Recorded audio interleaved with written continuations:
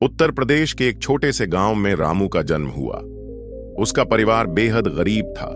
पिता खेतों में मजदूरी करते थे, मां दूसरों के घरों में चौका बर्तन कर घर चलाती थीं। एक टूटी हुई झोपड़ी, फटी हुई चादरें और खाली बर्तन, यही था उसका बचपन। रामू की सबसे बड़ी परेशानी थी भूख।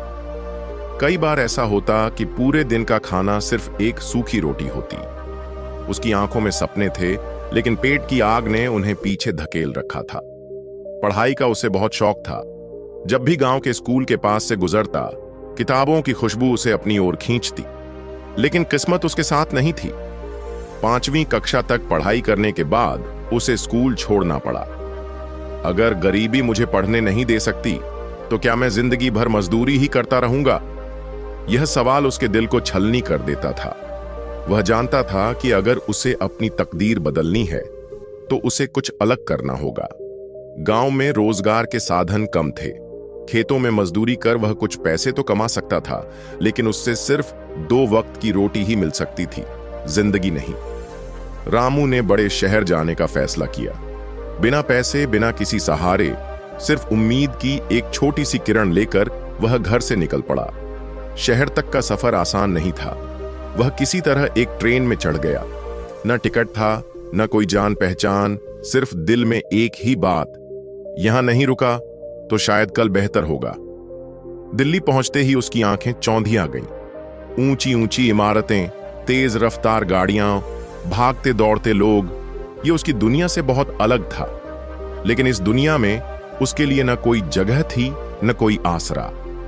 पहली रात उसने स्टेशन के एक कोने में गुजारी, भूख से तड़पते हुए, ठंड से कांपते हुए, लेकिन हौसला जिंदा था।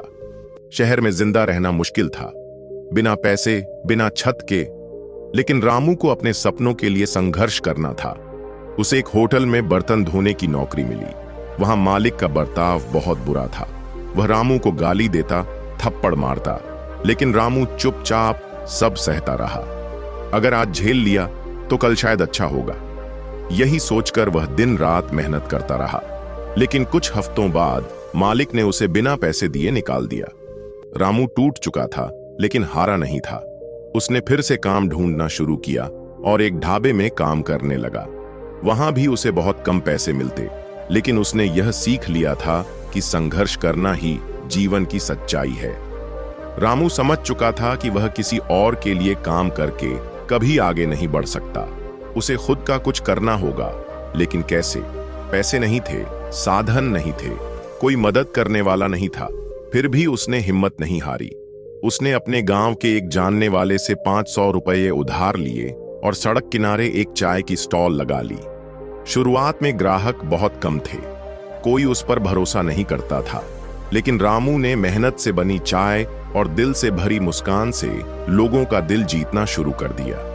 धीरे धीरे उसकी चाय मशहूर होने लगी। लोग उसकी दुकान पर सिर्फ चाय पीने नहीं, बल्कि उसकी बातें सुनने भी आने लगे। चाय के साथ अपनापन भी मिलता है रामू की दुकान पर, यह बात फैलने लगी। जब जिंदगी पटरी पर आने लगी, तो मुश्किलों का नया तूफान आया। नगर निगम के अधिकारी आए और उसकी दुकान हटाने लगे। पुलिस वाले रिश्वत मांगने लगे, स्थानीय गुंडे उससे हफ्ता मांगने लगे। रामू को समझ में नहीं आ रहा था कि अब क्या करे, लेकिन उसने हार नहीं मानी। उसने अपनी बचत के पैसे से एक स्थायी दुकान खोलने का फैसला किया। इस बार उसने सिर्फ चाय नहीं, बल्कि अदरक चाय, इलायची चाय, हर्बल चाय जैसे नए नए स्वाद भी जोड़ दिए। अब उसकी दुकान पर भीड़ बढ़ने लगी। लोग उसकी मेहनत और चाय के स्वाद के दीवाने हो गए। अब रामू सिर्फ एक चाय वाला नहीं था, वह एक बिजनेसमैन बन रहा था। उसने रामू टी स्टॉल नाम से अपनी दुकान को ब्रांड बना दिया। उसने अपने बिजनेस को बढ़ाने के लिए सोशल मीडिया, व्हाट्सएप ग्रुप और ऑनलाइन ऑर्डर शुरू किए। अब उसकी दुकान पर सिर्फ आम लोग ही नहीं, बल्कि बड़े बड़े बिजनेसमैन भी आने लगे। लोग उसकी कहानी सुनकर प्रेरित होने लगे। अखबारों में उसके बारे में लिखा जाने लगा। रामू ने अब सिर्फ दुकान तक खुद को सीमित नहीं रखा। उसने अपनी खुद की रामू टी कंपनी बनाई और अपने ब्रांड की चाय को पैक करके बेचना शुरू किया। अब उसकी चाय सिर्फ उसकी दुकान तक सीमित नहीं थी, वह सुपरमार्केट, ऑनलाइन प्लेटफॉर्म और बड़े होटलों में बिकने लगी। वह खुद कभी स्टेशन पर भूखा सोता था, लेकिन अब उसने हजारों गरीबों को रोजगार देना शुरू कर दिया था।